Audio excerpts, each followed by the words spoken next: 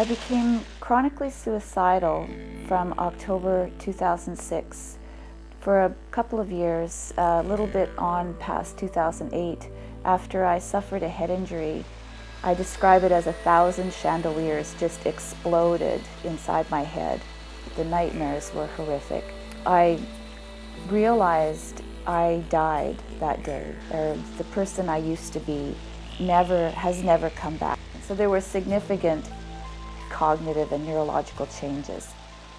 I also started drinking because there was an element of rage after the accident that terrified me. So it was almost a duality.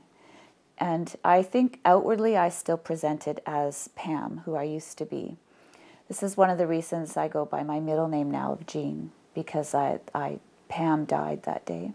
This painting here is a picture of how I felt I looked and what it felt like to hit my head.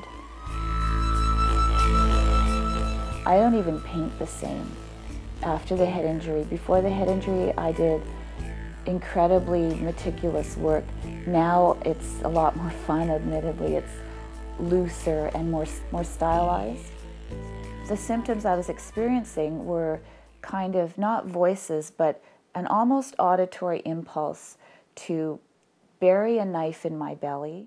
The impulse to hit this part of my head was overwhelming from the minute I opened my eyes till I fell asleep and then had nightmares all night long.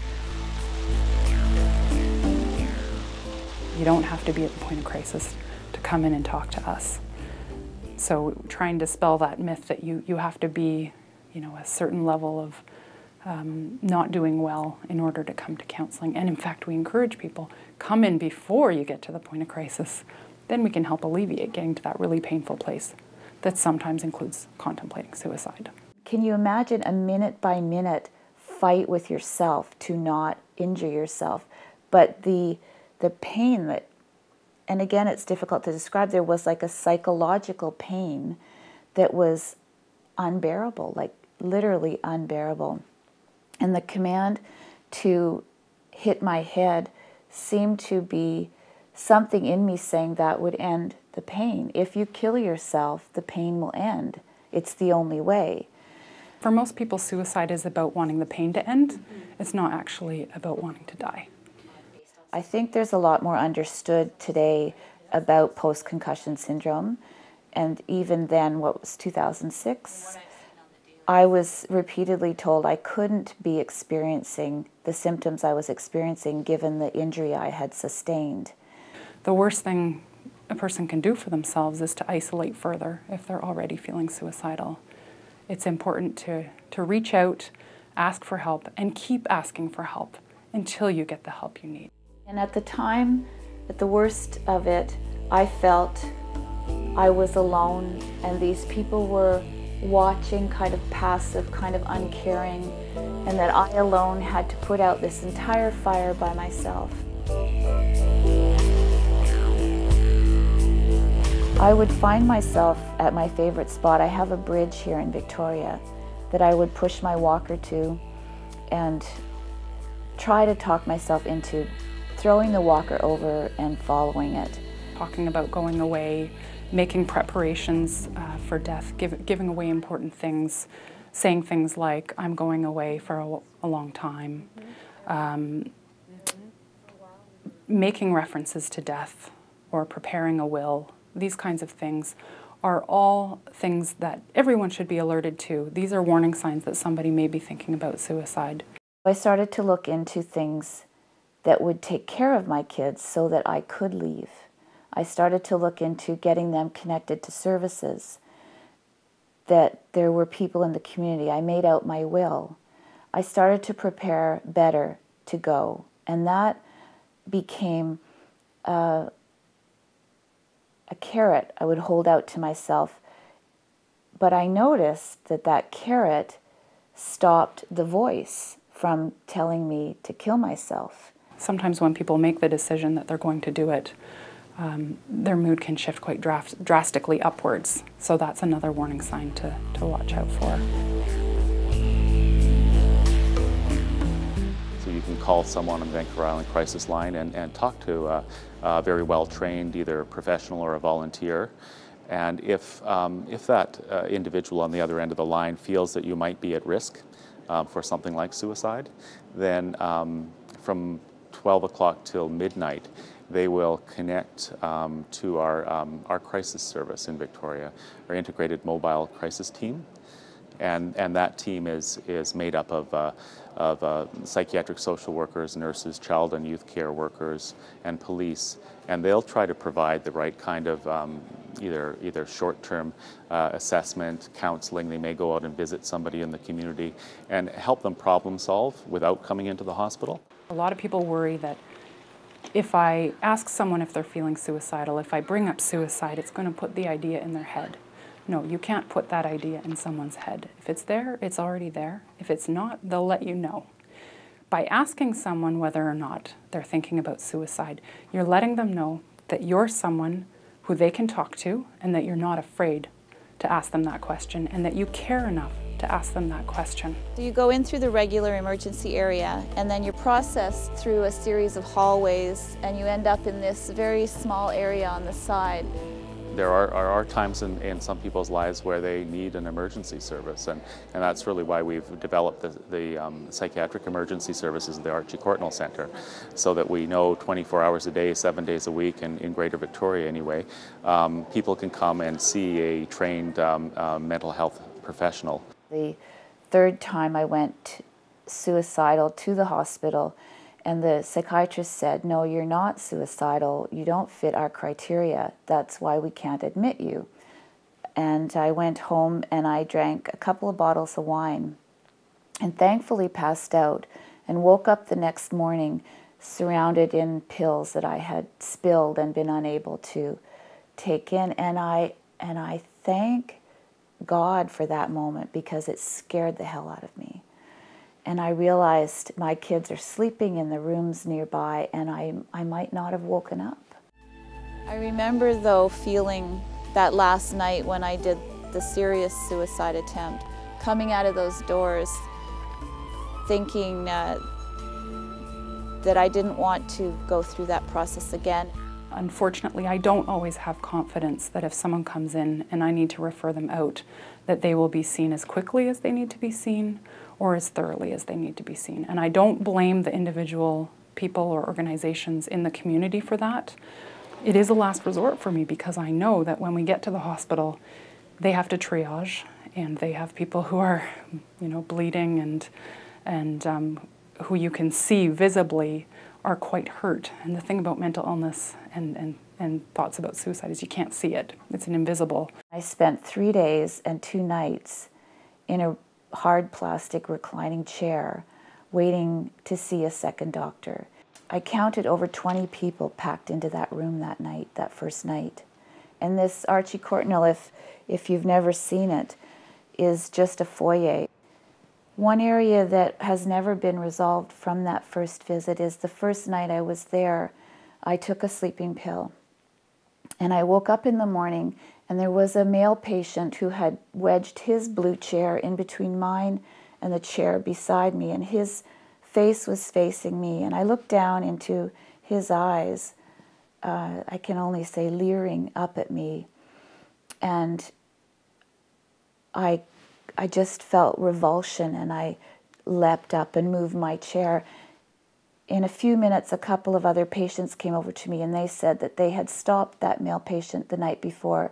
He'd had his hands under my blanket while I slept. So we went to the nurse's desk and they said, "Oh, he's not a problem. You don't have to worry about him." We are aware that for extended periods of time, chairs aren't the ideal places to wait. And we've been really looking at the length of time people have had to wait in our PES to get a bed in an acute care unit, for instance. And that number is decreasing because we've been really focusing on that. The other issue with the Archie Courtnall area is it's highly toxic to someone with anxiety. Those of us in the community that have been in there that have anxiety disorders tend to refer to it as the budgie cage. Every time the ice machine crashed, I would jump out of my skin. this is an environment that you're putting a mix of complicated issues into, and then taking away our sleep, our ability to rest.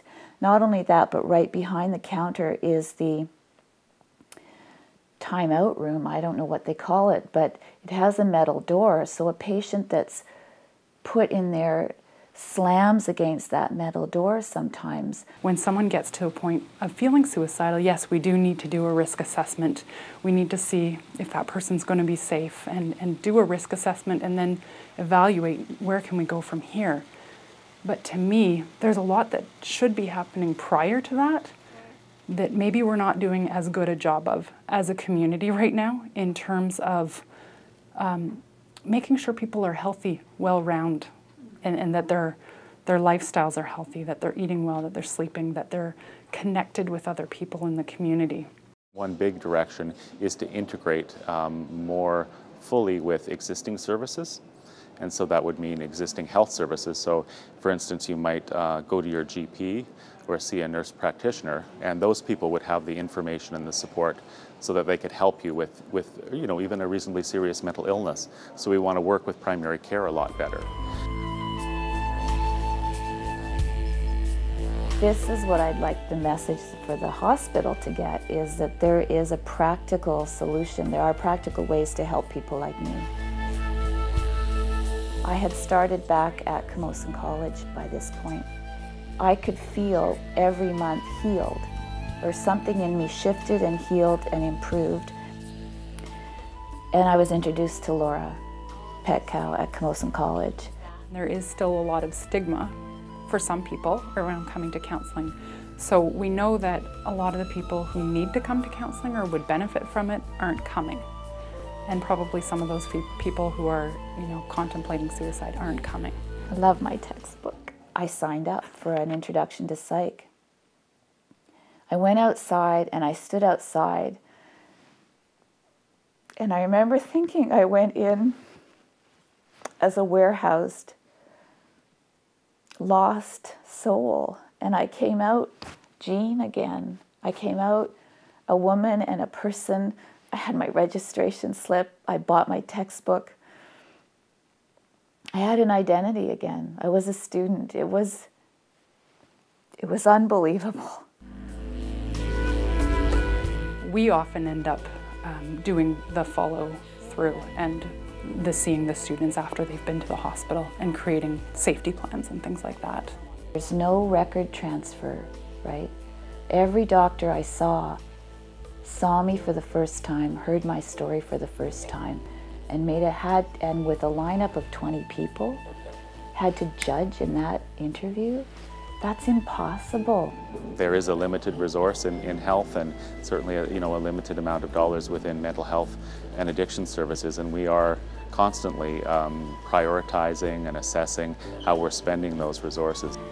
What would have helped me and my children and possibly reduced the severity of my symptoms more quickly and definitely kept me safe and my children safe would have been a proper assessment.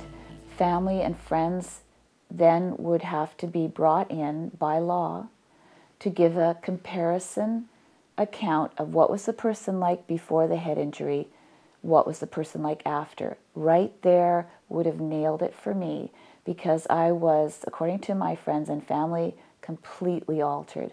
Recently, we've been focusing on also people who don't have mental illnesses yet, and what can we do to provide mental health prevention and promotion activities, as opposed to always just looking at that one group that already has a very serious illness.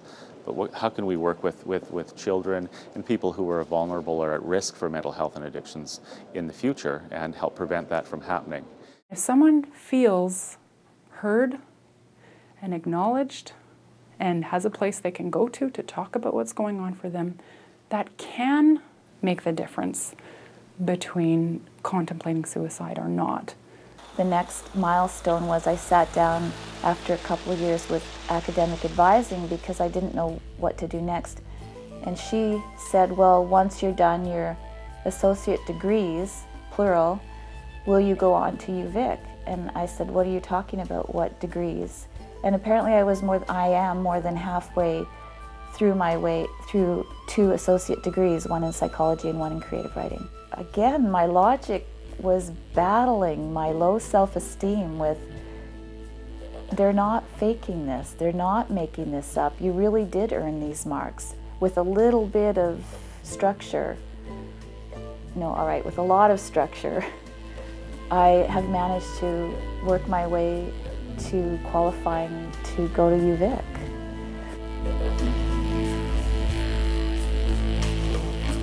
I have now founded an organization to connect the dots between people and mental health services. To find out more, please visit our website at dotsbc.com.